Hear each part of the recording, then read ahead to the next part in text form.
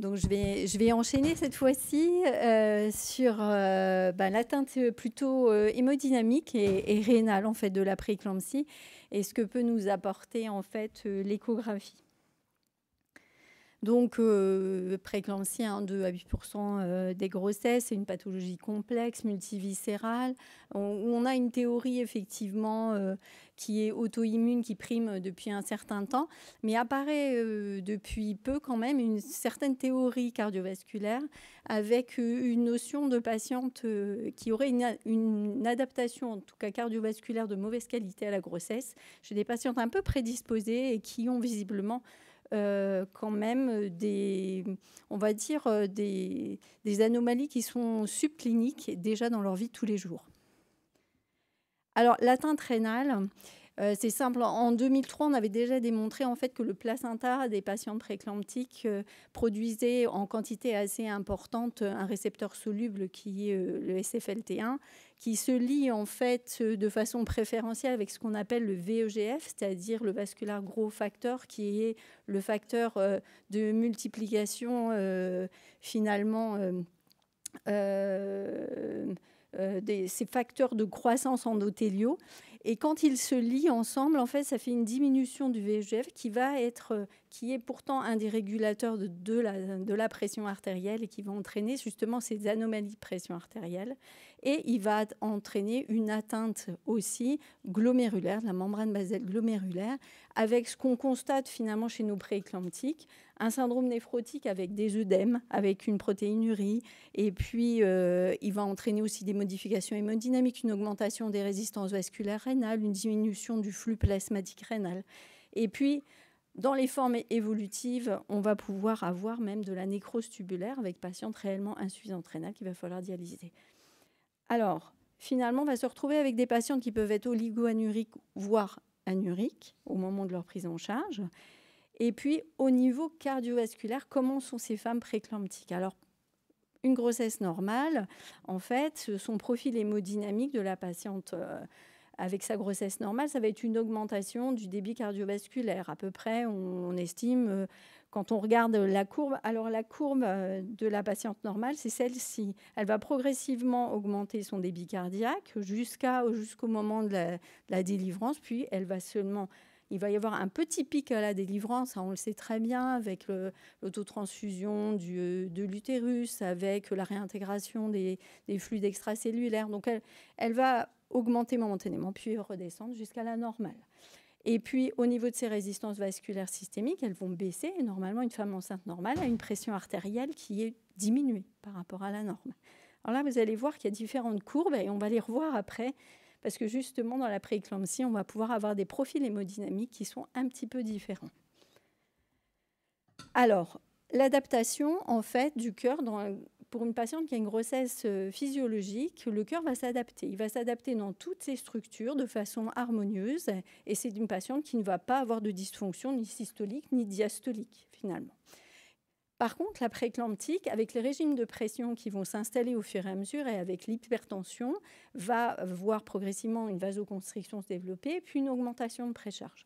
Et dans ces circonstances-là, quand on fait de l'échographie cardiaque, on va s'apercevoir qu'on a des patientes qui ont bien souvent, dans plus de 40% des cas, en tout cas une dysfonction diastolique avec une augmentation des pressions de remplissage. Et qu'est-ce qui va arriver au fur et à mesure ? Un vrai remodelage du ventricule gauche avec une augmentation de masse de ce ventricule gauche. Et dans les données, on va aller la voir, cette dysfonction principalement, avec le E sur E'. Cette dysfonction diastolique, elle est d'autant plus importante que la prééclampsie est sévère. Donc ça, c'est un travail qui montre bien au fur et à mesure que plus la patiente est sévère, qu'elle soit traitée ou non, et plus on va voir cette dysfonction diastolique s'installer de façon importante, avec une proportion de patientes qui vont l'exprimer de plus en plus. Alors, dysfonction diastolique, mais est-ce qu'elle a aussi une dysfonction systolique ? Quand on fait des fractions d'éjection, ce qui est peut-être quelque chose d'assez simple à faire, on s'aperçoit que finalement, on les trouve plutôt normales, ces patientes. Mais en fait, quand on fait des examens qui sont un petit peu plus poussés, eh bien, on va s'apercevoir en fait qu'il y a des anomalies de cette fonction systolique. Et donc, elles vont avoir un assemblage en fait des deux. Mais pour aller faire ça, il va falloir aller faire du Doppler tissulaire pour voir des pics systoliques qui sont anormalement élevés. Et puis, une nouveauté que les cardiologues aiment beaucoup à l'heure actuelle, c'est faire du strain longitudinal global. Et là, on va s'apercevoir qu'en général, elles ne sont pas tout à fait dans les normes au niveau de leur fonction systolique. Là, pour montrer aussi, alors ce sont des images qui nous montrent qu'en fait, qui sont faites en IRM, on s'aperçoit aussi que ce sont des patients qui ont, alors on voit en surbrillance un ventricule gauche, qui est montré par rapport en fait aux muscles de la paroi thoracique. Normalement, à gauche, une patiente normale, c'est-à-dire qu'on constate que finalement les tissus sont quasiment de la même nature, avec il n'y a pas de surbrillance, et dans les images de droite, il y a une surbrillance qui entoure réellement ce ventricule, qui signe la présence d'eau en fait à l'intérieur de la paroi ventriculaire gauche. Donc finalement, elles vont avoir pas mal de modifications, ces patientes préclamptiques, et il va y avoir plein d'éléments qui vont favoriser, elles ont tout finalement pour favoriser une décompensation cardio-pulmonaire, puisque finalement, elles ont une augmentation de post-charge, elles ont une augmentation de précharge obligatoirement avec l'augmentation du volume plasmatique. Elles ont également une baisse de pression oncotique, donc qui va favoriser aussi l'entrée d'eau en intrapulmonaire. Et puis, elles ont bien sûr une dysfonction endothéliale qui va favoriser l'hyperperméabilité pulmonaire. Et donc, elles ont tous les facteurs, en fait, pour décompenser au niveau cardio-pulmonaire. Alors, pour nous, l'implication, ce sont tous ces éléments auxquels parfois, nous, on va pouvoir peut-être rajouter encore un petit peu une petite touche personnelle qui va être le remplissage. Alors, le remplissage, on va voir un petit peu aussi ce que va nous apporter finalement l'échographie. Est-ce que ça peut être aussi une aide pour ce remplissage-là ? Et puis, qu'est-ce qu'elle va nous apporter d'autre et qu'est-ce qu'on va rechercher de façon spécifique ? Et puis, laquelle on va prendre ? Est-ce qu'on va faire de l'écho pulmonaire ? Est-ce qu'on fait de l'écho cardiaque ? Ça va permettre un petit peu de regarder. Alors finalement, si je fais de l'écho cardiaque, qu'est-ce que je vais pouvoir aller chercher ? Soit je suis un expert, ce que personnellement je ne suis pas. Donc, si je suis un expert, je vais pouvoir aller rechercher finalement pas mal de choses en échographie cardiaque. Je vais pouvoir aller étudier ma fonction systolique, je vais pouvoir étudier la fonction diastolique et les pressions de remplissage. Et puis, finalement, ça va me permettre de guider un petit peu mon remplissage également. Donc, c'est plutôt intéressant. Mais tout un chacun n'a pas le niveau d'expertise, ni le matériel, finalement, de faire ça. Donc, on pourrait se dire, finalement, ce topo-là, finalement, n'est pas pour moi, parce que moi, je n'ai pas ce qu'il faut.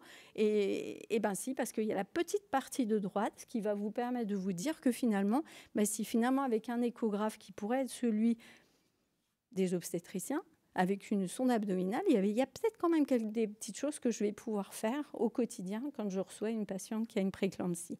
Et ça, c'est aller rechercher un petit peu ces anomalies de la fonction diastolique. Et ça va pouvoir m'aider potentiellement à me dire est-ce que je remplis, est-ce que je ne remplis pas. Pour ça, il va falloir aller chercher justement la présence en écho pulmonaire de ces lignes B dont on entend parler, et surtout Laurent Delevskevitch qui en parle énormément. Et puis, ça va nous permettre justement d'adapter notre réponse au remplissage. Alors ça, c'est facile. Donc, tout un chacun peut le faire. Donc, une échographie pulmonaire, ça se fait... Alors, quand on fait des études, on fait plutôt la technique avec 28 zones à analyser. Et puis, dans la vie courante, on fait plus souvent 4 ou 8. 8 étant une technique qui permet d'avoir un bon reflet du champ pulmonaire, d'être assez précis. Et puis 4, c'est du débrouillage un peu rapide, mais quand on n'a pas beaucoup de temps ou autre, on peut faire tout à fait en 4. Donc, c'est aller rechercher les lignes B. Ces lignes B, je pense que maintenant... alors, on va les voir un petit peu après. Ce sont ces traits laser, en fait, qui partent réellement de la plèvre et qui descendent de façon verticale. Alors, vous en verrez un petit peu après, je vous en ai mis. Et d'aller en rechercher. Il faut qu'il y en ait plus de 3, en fait, dans le champ que vous analysez, et de façon bilatérale, parce que ça aussi, c'est important.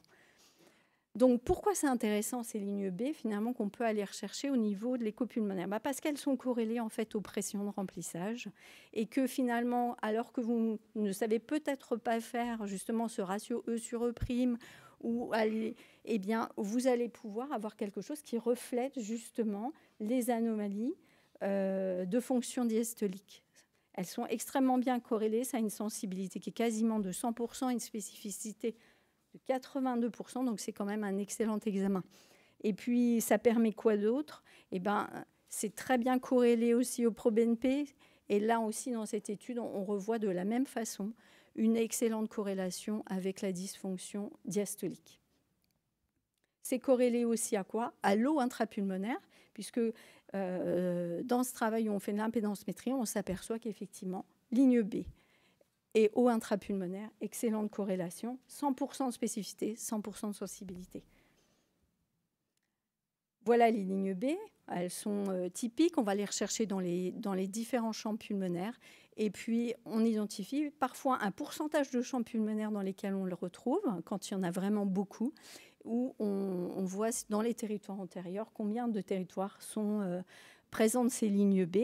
Donc, idéalement, si je n'ai qu'un échographe comme je peux avoir en salle de naissance et que je ne peux pas aller chercher des pressions de remplissage, c'est quand même un bon moyen, en tout cas, de se dire que potentiellement ma patiente a une dysfonction diastolique. Ce qui est déjà intéressant, parce que ça, au moins, je vais me dire, je ne vais pas remplir, ou je vais pouvoir remplir un petit peu. Elle n'en a pas. En tout cas, si elle n'en a pas, elle n'a pas de dysfonction diastolique, clairement. Donc, intéressant. Et si j'en ai, je pourrais me dire, est-ce que c'est un œdème plutôt lésionnel ou est-ce que c'est réellement un OAP? C'est une question qu'on pourrait se poser, effectivement. Dans ce cas-là, il n'y a que l'échographie cardiaque en allant rechercher effectivement les pressions de remplissage qui va pouvoir nous dire de façon formelle c'est un OAP ou effectivement c'est un œdème lésionnel. Mais souvent sur la clinique déjà, en faisant de l'échographie pulmonaire avec une patiente qui a inflaté de partout avec des œdèmes partout, vous ne prenez pas un énorme risque à vous dire qu'effectivement, c'est plus un œdème pulmonaire qu'autre chose. Voilà, donc un algorithme qui me paraît intéressant, qui va nous guider un petit peu donc, sur la partie que vous avez à droite principalement. J'ai des lignes B, 2 alternatives. Je mesure mes pressions de remplissage au niveau cardiaque. Si je sais le faire, pas obligé. Et ensuite, ça me permet de discerner. Mais la clinique dans la prééclampsie est assez évocatrice et il y a peu de chances que vous vous trompiez, ne serait-ce qu'avec l'échographie pulmonaire. Alors, le challenge, c'est je remplis pas. J'ai une patiente qui arrive, comme souvent, elles sont oliguriques, voire anuriques. Qu'est-ce que je fais? Est-ce que c'est parce qu'il faut la remplir un petit peu, c'est de l'hypoperfusion, ou est-ce qu'au contraire, je prends un risque de défaillance cardiovasculaire et je prends un risque d'OAP? Qu'est-ce que je fais? Est-ce que je remplis pas? On a tendance à dire maintenant de plus en plus je ne remplis pas, mais peut-être que certaines bénéficieraient. Est-ce que toutes les patientes je les considère comme avec une dysfonction et elles sont à risque justement d'œdème pulmonaire? Alors, elles ne sont pas toutes. Elles ne sont pas toutes. Tout simplement, où est-ce qu'elles se situent dans ma courbe de Starling? Et pour faire ça, ce qu'il faut faire, effectivement, là, on va plus prendre l'échographie cardiaque pour évaluer, parce qu'elle est plus fiable que la variation en fait de diamètre de veine cave. On va utiliser ces épreuves de levée de jambes avec des mesures d'ITV aortique. Voilà. Et quand on fait ça, on s'aperçoit que finalement, dans cette étude-là, il y avait 14% de patientes seulement qui étaient précharge dépendantes. Et dans les travaux, notamment celui-ci qui est une référence et qui revient régulièrement, celui de Brun, eh bien, on s'aperçoit que quand on fait cette épreuve de levée de jambes, qui est assez simple à faire et qui mime finalement un remplissage d'à peu près 500 millilitres de sérum physiologique, eh bien, quand on fait nos ITV aortiques, on s'aperçoit que finalement, il y a à peu près, là on a un petit peu plus de patientes, 52% des patientes qui étaient dans cette étude-là oligurique, pouvaient répondre à un remplissage, donc il y en avait beaucoup moins. Et elles étaient beaucoup plus en faire par rapport à l'étude d'avant qui était précharge dépendante. Donc, quand on a la mesure en fait de l'ITV aortique et quand on fait justement ces épreuves de levée de jambes, on arrive quasiment à une sensibilité, à une spécificité de 100%. Donc, c'est très intéressant de faire cet examen-là, qui va vous permettre finalement, parce que même moi, franchement, j'arrive à faire une ITV aortique. Donc, je me prends toujours souvent comme référence. Donc, je vous assure que ce n'est pas très compliqué. Donc ça, c'est facilement une mesure qui est réalisable par tout un chacun. Donc, Laurent Zelewskiewicz a sorti cet histogramme qui me paraît extrêmement intéressant, justement pour savoir si vous remplissez ou si vous ne remplissez pas. Donc, techniquement, on va pouvoir faire justement cette épreuve de levée de jambes et voir si on a une modification de précharge dépendance ou pas. Savoir à ce moment-là si on a une variation qui est considérée comme plus de 12%. Si effectivement, il n'y a pas cette variation, on a une patiente, on sait très bien qu'on ne va absolument pas la remplir. Si on a une variabilité plus importante, on va pouvoir. Donc, intéressant de voir. On va rééditer en tout cas l'échographie pulmonaire. Si on voit réapparaître des lignes B, ça peut être intéressant. Et si vous n'avez pas la possibilité de faire des variations d'ITV aortique, vous pouvez toujours faire, effectivement, j'ai une patiente qui n'a pas au préalable de ligne B. Je pense qu'elle a besoin d'un remplissage. Je peux faire une petite épreuve de remplissage. Puis ensuite, je refais une échographie pulmonaire. Si je vois effectivement arriver des lignes B, je m'arrête là. Ça peut être si je n'ai que ça, si je n'ai pas la connaissance ou je n'ai pas de sonde cardiaque ou si je ne sais pas faire en tout cas des variations d'ITV aortique, c'est une possibilité. Et l'échographie pulmonaire peut vous aider pour guider en tout cas votre remplissage.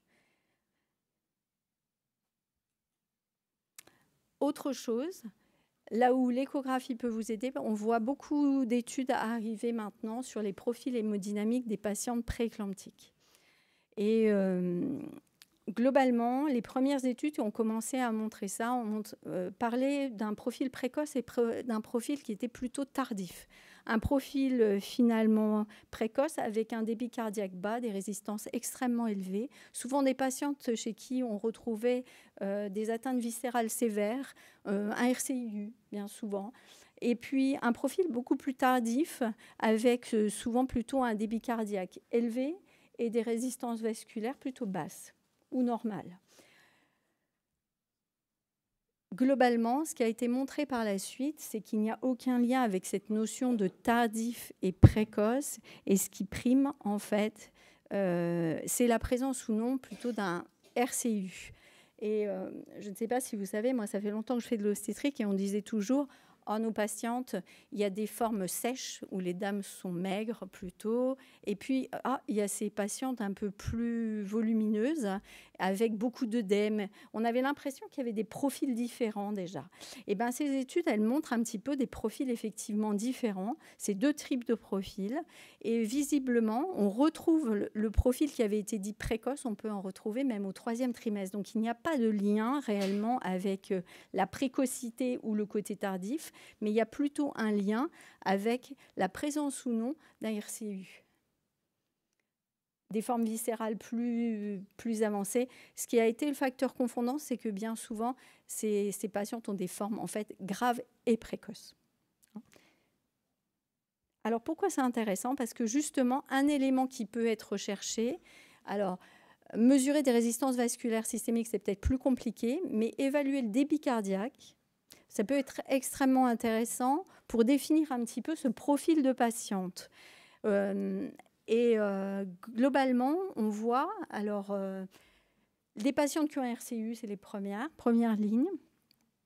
Les patientes prééclamptiques qui n'ont pas de RCU, comme on peut en voir à certains moments, elles n'en ont pas. Et puis, le profil de patientes qui associent les deux, qui sont en général les plus sévères et qui sont en général associées à un débit cardiaque bas. Alors, comme toujours, les notions de débit cardiaque bas, elles sont à interpréter un petit peu en fonction aussi des évolutions des variables physiologiques de la grossesse, puisqu'on sait qu'en plus, on a une modification à peu près 40% du débit cardiaque. Donc, obligatoirement, il va falloir prendre en compte aussi ces éléments-là.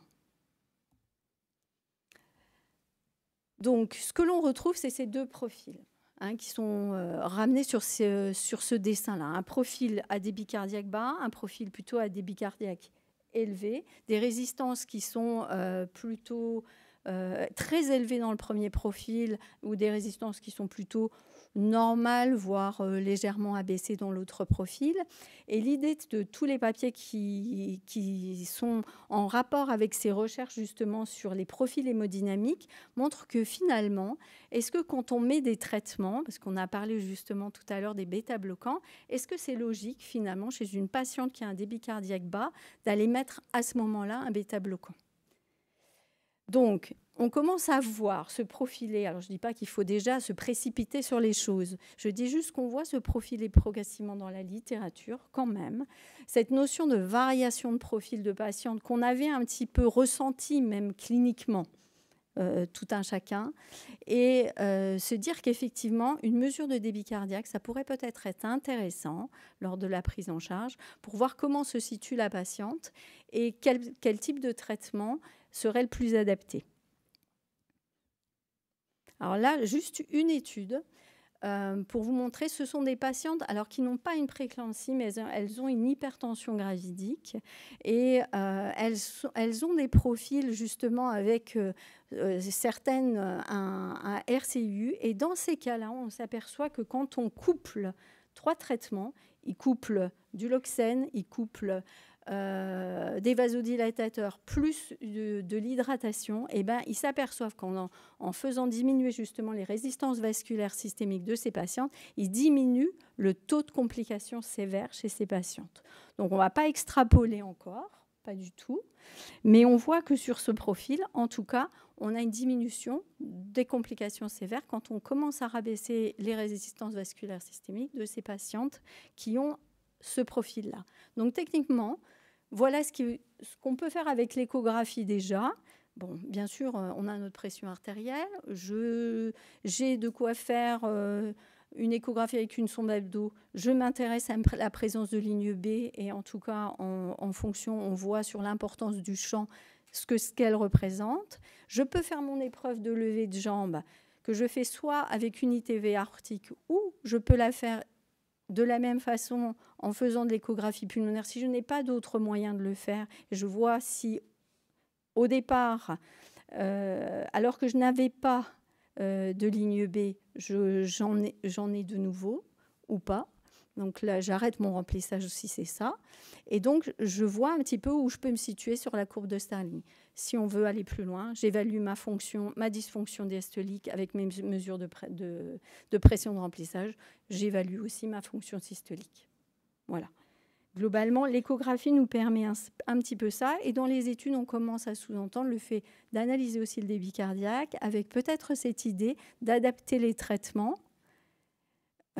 en fonction, en utilisant plutôt un inhibiteur calcique qui aura plutôt tendance à baisser les résistances vasculaires systémiques, ou et à ne pas avoir d'impact particulier sur mon débit cardiaque, finalement, moins en tout cas que le bêta-bloquant à ce moment-là. Pour autant, ça, ce sont nos recommandations. Voilà, c'est fini. Pour le moment, l'échographie, alors on a été un peu frustrés, c'est surtout Laurent qui a été frustré quand on les a écrits tous les deux, parce qu'on avait cette question sur effectivement morbidité. Malheureusement, morbidité, on a été très limité au niveau des études. Vous voyez bien, je vous ai présenté les principales. Et en tout cas, on n'a pas pu conclure en ce terme-là, malheureusement. Donc, on n'a pas pu lui mettre une recommandation forte, obligatoirement. Mais on voit arriver énormément de choses et l'échographie prend de la place de plus en plus dans la prééclampsie. Et avec les traitements, on aura peut-être des modulations, justement, dans les années à venir. Plus on va monitorer et plus on risque d'en avoir. Voilà, je vous remercie.